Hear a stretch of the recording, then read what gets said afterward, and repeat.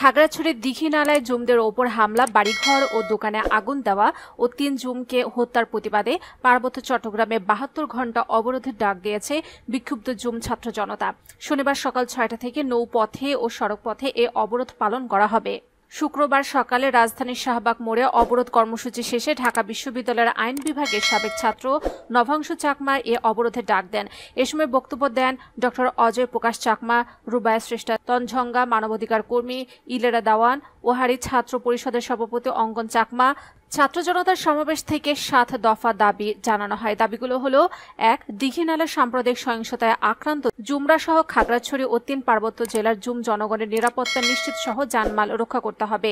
২. জাতিসংঘের অধীনে তদন্ত কমিশন গঠন করে এ ঘটনা তদন্ত করে তা জনসম্মুখে প্রকাশ করতে হবে এবং দোষীদের বিরুদ্ধে দৃষ্টান্তমূলক শাস্তি দিতে হবে। ৩. আইনশৃঙ্খলা বাহিনীর গুলিতে নিহতদের পরিবারকে ক্ষতিপূরণ এবং আহতদের সুচিকিৎসার ব্যবস্থা করতে হবে। ৪. জুমদের ক্ষতিগ্রস্ত বৌদ্ধ বিহার, দোকানপাট ও বাড়িঘরের মালিকদের পর্যাপ্ত ক্ষতিপূরণ দিতে হবে। ৫.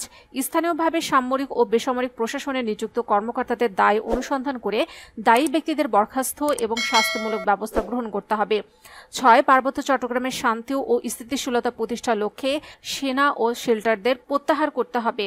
৭. পার্বত্য সমস্যার রাজনৈতিক সমাধান নিশ্চিতকরণে আগামী ৬ মাস সময়ের মধ্যে পার্বত্য চট্টগ্রাম চুক্তি বাস্তবায়ন ও স্বায়ত্তশাসন বাস্তবায়নে কার্যকর পদক্ষেপ গ্রহণ করতে হবে।